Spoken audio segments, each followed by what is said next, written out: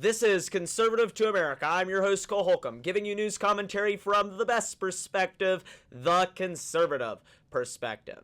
Last night's State of the Union did not disappoint. Trump highlighted every major issue facing the American citizen and every major issue that the voters care about and how Republicans are helping to fix it. He highlighted the 4-year low gas prices. He highlighted the strong national security that we've seen under President Trump with the ousting of dictators, how he shut down our southern border through the amazing border security we've seen under him. We've seen the peace deals that he has performed, and he highlighted those last night too. And he also highlighted how he and congressional Republicans are fighting hard every day for the American citizen. Along with that, and fighting for the American citizen, he also highlighted the great, big, beautiful bill, one of the largest tax cuts in American history. The congressional Democrats last night also showed how much they truly hate this country and its people.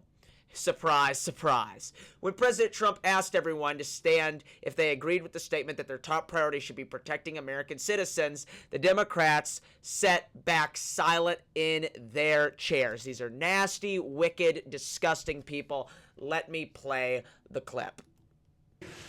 So tonight I'm inviting every legislator to join with my administration in reaffirming a fundamental principle. If you agree with this statement, then stand up and show your support. The first duty of the American government is to protect American citizens, not illegal aliens.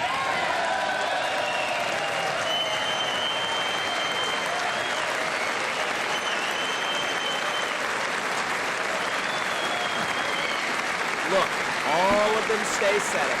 Every single last one of them stays setting.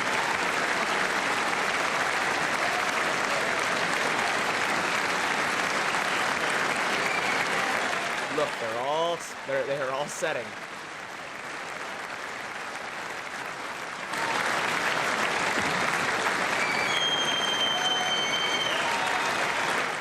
These are disgusting, sick people, the congressional Democrats are.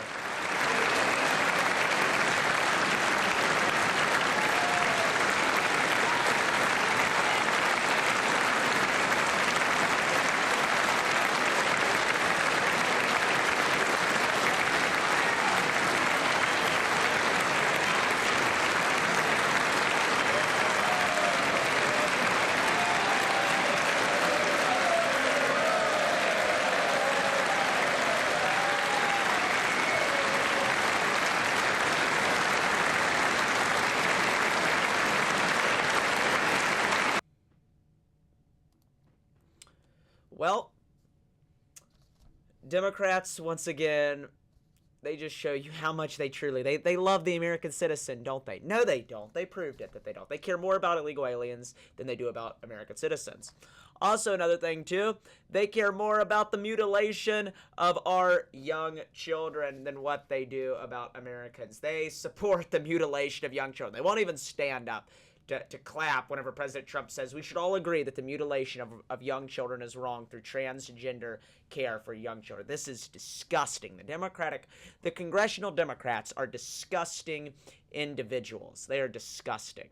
Let's go ahead and watch. But surely we can all agree no state can be allowed to rip children from their parents' arms and transition them to a new gender against the parents' will. Who would believe that we're even talking about this?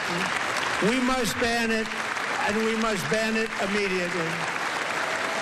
Look, they all stay setting. They all stay setting. Every Democrat stays in their seats. Look, nobody stands up. These people are crazy, I'm telling you. They're crazy.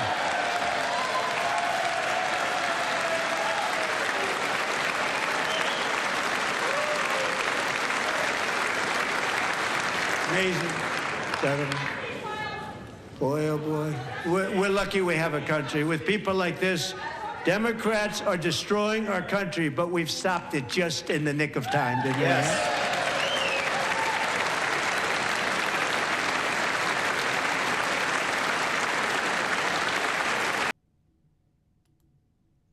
Well, doesn't surprise me that they stayed setting. I probably could have told you they would have stayed setting for that. But they showed, congressional Democrats last night really showed Americans who they really care about. The congressional Democrats sent a message to every American citizen that their top priority is not the American people. They sent a message to every American citizen that they hold illegal aliens above Americans. Last night, congressional Democrats proved that they seek to watch this country burn, and that they seek to destroy it. Republicans, however, sent a stronger and greater message that the Republican Party will always, has always, and is always fighting for the American people day and night. They sent the message that the GOP is the party of the people and that they are the party of the patriot. Democrats sent a message last night that if you love this country and everything that makes it great, they want nothing to do with you. Last night, President Trump touted how he and congressional Republicans fight every day to make the American dream something that is achievable for all Americans. Last night, we witnessed an hour and 47 minutes of greatness. President Trump proved once again that he is the president of the American people. Congressional Democrats proved once again that they are very nasty and wicked people. They could not even stand up for the statement that their overall priority should be American citizens. They are crazy people. However, President Trump and congressional Republicans made sure that this was the main point of it all. America will shine bright into another 250 years under strong Republican leadership, and the best is yet to come. Now, in all of this, of course, every night there is the opposition's party response. The Democratic Party's response was led by Democratic Governor Abigail Spanberger.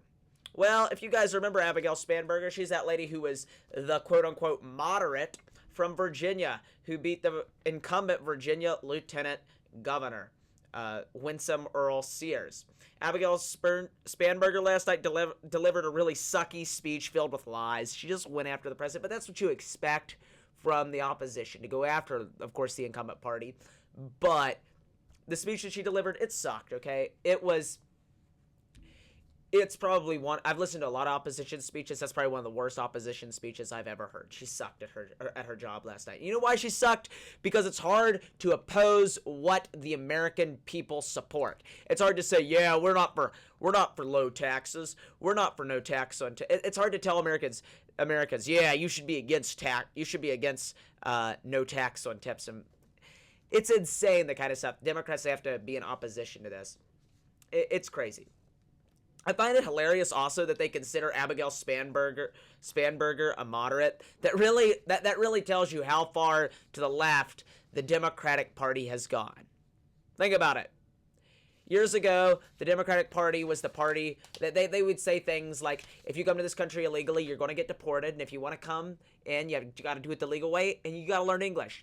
Okay, now they're the same party that's like, yeah, you can come here, and we'll give you a free education, a free car, and a free ride. We'll set you up an illegal daycare and whatnot. So it is insane, the type of stuff that the Democratic Party supports now. And as President Trump brought it up in his speech, he said, if I said this stuff 15 years ago, everybody would say, what, you're crazy.